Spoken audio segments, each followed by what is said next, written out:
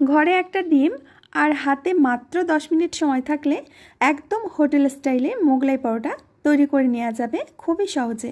অনেক বেশি টেস্টি, অনেক বেশি মজার হবে যদি ঘরেই এই মোগলাই পরোটা তৈরি করেন। মোগলাই পরোটা তৈরি করা কিন্তু একদমই সহজ। তারপরও বিকেলের নাস্তায় বা হঠাৎ করে গেস্ট চলে আসলে আমরা হোটেল থেকে কিনে নিয়ে আসি। আমার মনে হয় আজকের ভিডিও দেখার পর আপনারা আর অস্বাস্থ্যকর মোগলাই পরোটা হোটেল থেকে আর কিনে এনে খাবেন না। নমস্কার বন্ধুরা, আজকে আরও একটি সহজ রেসিপিতে আপনাদের অনেক অনেক স্বাগত। তাহলে আসুন রেসিপি শুরু করি। আজকের মোগলাই পরোটা তৈরি করার জন্য এখানে আমি 1.5 কাপ ময়দা নিচ্ছি, আর দিয়ে দেবো 1 চামচ চিনি, সাথে দিয়ে দেবো স্বাদ মতো লবণ। এবার লবণ চিনিটাকে ময়দার সাথে ভালো করে মিশিয়ে নেব। আপনারা চাইলে ময়দার পরিবর্তে আটা দিয়েও পরোটাটা বানাতে পারবেন। এখানে আমি 2 চামচ মতো রিফাইন্ড অয়েল দিয়ে দিচ্ছি। এবার তেলটাকে ময়দার সাথে ভালো করে মিশিয়ে একটা ময়ান করে নেব। ভালো করে হাত দিয়ে ঘষে ঘষে সুন্দর করে আমি ময়ান করে নিয়েছি। এখন নর্মাল টেম্পারেচারে জল দিয়ে ডোটা মেখে নিতে হবে। প্রথমে জলটা দিয়ে আলতো হাতে ময়দাগুলো জলের সাথে এইভাবে মিশিয়ে নেব। মোগলাই পরোটার ডোটা সবসময় লুচির ডো থেকে একটু টাইট হবে। লুচি বানাতে একদম সফট আর নরম ডো লাগে, তার থেকে একটু টাইট ডোটা মাখতে হবে। ভালো করে ঠেসে ঠেসে একেবারে মসৃণ করে ময়দার ডোটাকে মেখে নিয়েছি। এখন এই ডোটাকে রেস্টে রেখে দেব 5 মিনিটের মতো। এখন একটা বাটির মধ্যে নিয়ে নেব 1 কাপ পেঁয়াজ কুচি, দিয়ে দেবো বেশ কিছুটা কাঁচা লঙ্কা কুচি, অর্ধেকটা গাজর কুচি, দিয়ে দেবো স্বাদ মতো লবণ। এখন সমস্ত কিছু খুব ভালো করে একটু মিশিয়ে নেব। সব কিছু ভালো করে মেশানো হয়ে গেলে এর মধ্যে দিয়ে দেব ডিম।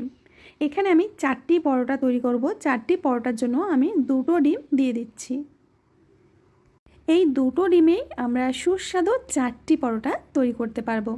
খুব ভালো করে ডিমটাকে পেঁয়াজের সাথে মিশিয়ে নেব। বেশ কিছুটা ধনেপাতা কুচি দিয়ে দিলাম, এতে করে পরোটাটা খেতে বেশি সুস্বাদু লাগবে। সমস্ত কিছু বেশ ভালো করে মিশিয়ে নিয়েছি। এদিকে প্রায় 5 থেকে 7 মিনিট হয়ে গেছে। তো ময়দার ডোটাকে আবারও একটু ঠেসে ঠেসে মেখে নিতে হবে। এবার এখান থেকে আমি বড় বড় করে 3 থেকে 4টি লেচি কেটে নেব। একটা লেচিতে একটু ময়দার গুঁড়ো দিয়ে রুটি বেলে নেব। হোটেলের মোগলাই পরোটাগুলো দেখবে একটু বড় সাইজের হয়, মানে একটা মোগলাই পরোটায় পুরো প্লেটটা ভরে যায়। আমি তেমনই বড় দেখে মোগলাই পরোটা তৈরি করব।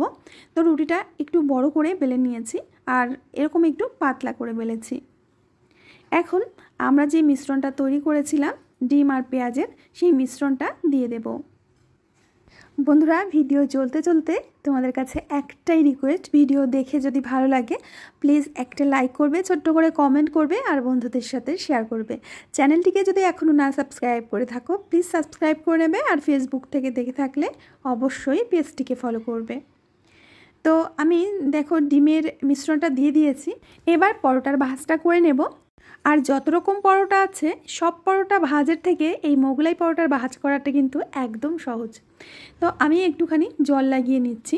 জল লাগিয়ে ঠিক এইভাবে আমি সিল করে দেব। জলটা লাগালে ভাজবার সময় আর এটা খুলে যাবে না। দুটো পাশ দিয়েই আমি ঠিক এইভাবে ভাজটা করে নিচ্ছি। আর আগে থেকেই আমি একটা প্যানে তেল গরম হতে দিয়েছিলাম। গরম তেলের মধ্যে পরোটা ছেড়ে দেব। আর মিডিয়াম আঁচে পরোটাটা ভেজে নিতে হবে। হাই ফ্লেমে কিন্তু কখনোই পরোটা ভাজতে যাবে না, তাহলে হবে কি বাইরে পাশটা তাড়াতাড়ি রং ধরে যাবে কিন্তু ভেতরটা কাঁচা থেকে যাবে। সব সময় মিডিয়াম আঁচে পরোটাটা ভাজার চেষ্টা করবে। অল্প অল্প তেল ছিটিয়ে দিলে ধীরে ধীরে দেখবে যে পরোটাটা ঠিক এরকম ফুলে উঠবে। এবার উল্টে পাল্টে আমরা সুন্দর করে পরোটাকে ভেজে নেব। বন্ধুরা, তোমরা নিশ্চয়ই দেখতে পাচ্ছ মোগলাই পরোটাটা কত সুন্দর ফুলে উঠেছে। এইভাবেই উল্টে পাল্টে পরোটাটা আমরা একটু ক্রিস্পি করে ভেজে নেব। একটা পরোটা ভাজা হয়ে গেল, তো আমি এখন নামিয়ে নিচ্ছি। একইভাবে আমি সমস্ত পরোটাগুলো ভেজে নেব। তো আরও একটি পরোটা তোমাদের আমি একটুখানি ভেজে দেখাচ্ছি। কথা বলতে বলতে আরও একটা পরোটা আমার ভেজে নেওয়া হয়ে গেছে। এখন তেল থেকে নামিয়ে নেব। আর তেল থেকে নামাবার সাথে সাথে গরম গরম অবস্থায় কেটে নিতে হবে। সাধারণত মোগলাই পরোটাগুলো গরম গরম খেতে কিন্তু বেশি মজার লাগে, বেশি সুস্বাদু লাগে। চেষ্টা করবে মোগলাই পরোটা নামিয়ে সাথে সাথেই কেটে পরিবেশন করার, তাহলে খেতে কিন্তু দুর্দান্ত লাগবে। বন্ধুরা, আশা করছি আজকের সহজ রেসিপিটা তোমাদের অনেক সহজ লেগেছে, ভালোও লেগেছে। ভালো লাগলে অবশ্যই লাইক কমেন্ট শেয়ার করবে। আমি আজ এখানেই বিদায় নেব, আবার আসবো নতুন রেসিপি নিয়ে। সবাই ভালো থেকো, সুস্থ থেকো।